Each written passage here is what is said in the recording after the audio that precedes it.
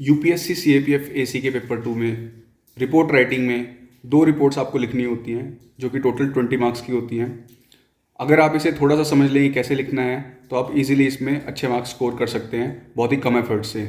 तो कैसे करना है सब जानेंगे इस वीडियो में।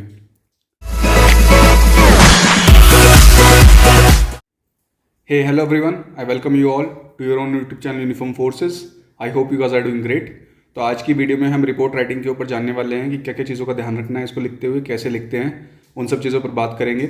But before starting that, if you haven't subscribe to my channel, do subscribe it, it's free of cost. और इस तरीके का हेल्पफुल कंटेंट बहुत सारी आर्ग्यूमेंट्स पर, एसेज पर मैं ऑलरेडी लाया हूँ और लाता रहूँगा। तो चलिए शुरू करते हैं। So in today's video we are going to cover the report part. As you know that there are 2 reports of 10 marks each and these reports you have to write in English only. ठीक है, आपके पास जो language का option होता है basically वो सिर्फ ऐसे के लिए होता है।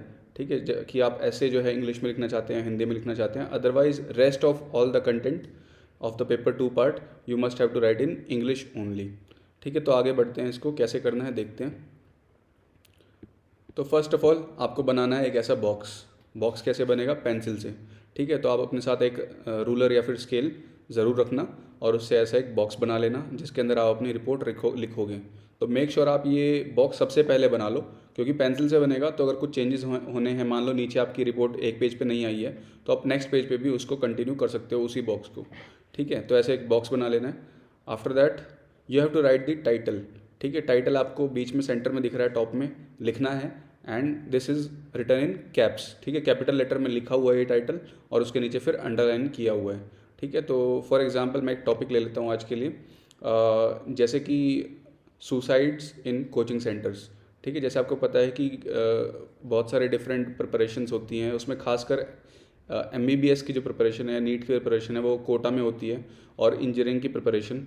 तो वहाँ पर जो है स्टूडेंट्स के अंदर काफ़ी ज़्यादा स्ट्रेस है। ठीक है, क्योंकि कंपटीशन बहुत ज़्यादा है और एक्सपेक्टेशन घर वालों की खासकर बहुत ज़्यादा होती है, सोसाइटी की होती है।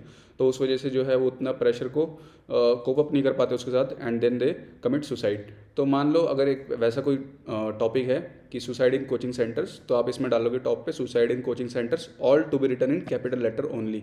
After that you have to underline that. ठीक है, इसके बाद हम चलते हैं आगे। So this is your correspondence कि ये कौन है, आप कौन हो। ठीक है, रिपोर्ट बेसिकली किसी एक पर्टिकुलर पर्सन, इंडिविजुअल या फिर एक पर्टिकुलर ऑर्गेनाइजेशन की तरफ से आएगी। तो आप यहाँ पे लिखोगे XYZ या ABC। Here you don't have to write your name.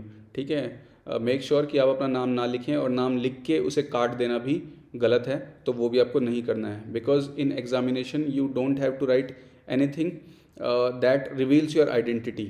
ठीक है, तो इसलिए आपको XYZ या ABC ही लिखना है यहाँ पर। इसके बाद नेक्स्ट इज़ द डेट। ठीक है, आपका एग्ज़ाम फॉर एग्जांपल अगर 4 अगस्त 2024 को है तो कोई भी उससे पहले की डेट आप ले सकते हैं। ठीक है, कोई भी अगस्त की, जुलाई की, जनवरी की, फरवरी की, जस्ट वो 4 अगस्त 2024 से पहले की डेट होनी चाहिए। Third is the place. ठीक है, जहाँ पर ये इंसिडेंट जो हुआ है, जहाँ से आप इसको रिपोर्ट कर रहे हैं, तो मैं यहाँ के लिए न्यू दिल्ली ले रहा हूँ, आप इसमें कोई भी प्लेस डाल सकते हैं। ठीक है, आगे बढ़ते हैं। Next is the paragraph 1. So in paragraph 1 you have to basically give an introduction of the topic.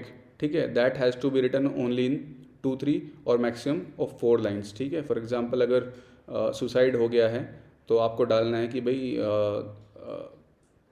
Suicide was attempted, ठीक है, in Kota by a student of NEET preparation. ठीक है, उसमें आपको थोड़ा सा 2-3 लाइनों में उसको लिखना है बस briefly. After that in paragraph 2 you have to write the facts, the information, the details कि भाई सुसाइड कहाँ हुआ है, किसने किया है, क्या रीजंस इसके बताए गए हैं। ठीक है, पुलिस द्वारा या फिर उसकी फैमिली द्वारा, वो सब डिटेल्स आपको इसमें डालनी है। Third is the analysis, major and solution. Analysis आप basically you have to analyse करना है, यहाँ पे बताना है कि भाई over a period of time या फिर in last 1 year this number of suicide has been attempted. ठीक है, इस तरीके से, या फिर क्या मेजर्स और सॉल्यूशन लिए हैं, तो इसके लिए डिफरेंट इंस्टीट्यूशंस जो हैं, NGOs हैं, दे आर वर्किंग। ठीक है, to help the students in coping up the stress and also counselling them. उस तरीके के मेजर्स जो लेने हैं वो गवर्नमेंट ने क्या लिए हैं, सॉल्यूशन, वो सब चीज़ें आपको इसमें बतानी है। ठीक है, इसके बाद paragraph 4 is conclusion. So in the conclusion आपको बस आखिरी में 2 लाइनों में इसको कंक्लूड कर देना है, ठीक है। इसके अलावा आपको इसमें अपना कोई भी ओपिनियन नहीं देना है। तो मोटा मोटा जो है वो यही है, आपकी जो रिपोर्ट है वो यही है। इसकी कुछ डिटेल्स और बता देता हूँ आगे कि क्या चीज़ों का ध्यान रखना है। तो पहला तो है कि report has to be written in the past tense, ठीक है, because report is something which has already happened, already occurred. तो कुछ हो चुका है उसके ऊपर आप लिख रहे हैं, तो you have to use past tense. हाँ, there might be 1-2 sentences where the government और someone has taken some steps और is recommending to take some steps, तो आप उसे थोड़ा सा प्रेजेंट या फ्यूचर में लिख सकते हैं। Then try to make it more credible and authentic, ठीक है। आपको इसे और ज़्यादा क्रेडिबल और ऑथेंटिक बनाना है। वो कैसे बनाना है कि whenever you are quoting something, some data और some fact, also quote the institution, ठीक है। अगर आप किसी की रिपोर्ट बता रहे हैं, कोई इंडेक्स अगर आप यूज़ करते हैं, फॉर एग्जांपल अब करप्शन के बारे में बात हो रही है, तो करप्शन का आप बता सकते हैं as per Transparency International corruption perception index the ranking of India is so and so, ठीक है। ऐसे करके आप बता सकते हैं। और you can also quote some domain expert, for example according to the coaching institute experts, according to the coaching tutors, ऐसे करके, या फिर अकॉर्डिंग टू द एनवायरमेंटलिस्ट, अगर एनवायरमेंट के ऊपर कोई टॉपिक है, इस तरीके से, ठीक है। या फिर according to professor of the Delhi University, so that gives a credibility. इसके साथ साथ आपको इंस्टीट्यूशन, जैसे कि अगर कोई आप क्राइम से रिलेटेड कोई रिपोर्ट बना रहे हैं कि क्राइम अगेंस्ट वुमेन पे आपने कुछ लिखा है, तो you can quote that according to NCRB report of 2018 और 2022 so and so data has been observe और फाउंड। इस तरीके से अगर आप जब 2-3 लाइनों में 2-3 बार ऐसे कर देंगे, इन चीज़ों को मेंशन कर देंगे, तो इट शोज़ दैट आप हवा में बातें नहीं कर रहे हैं, you have some substance with you, ठीक है। कुछ आपके पास क्रेडिबल सोर्सेज हैं। Third is conclusion. So in conclusion, you don't have to give your opinions or suggestions.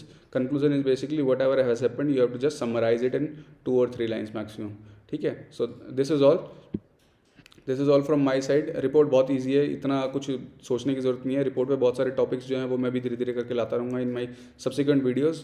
And if you are liking this channel, this video, please like this video, share my channel and subscribe to my channel. I will see you in the next video.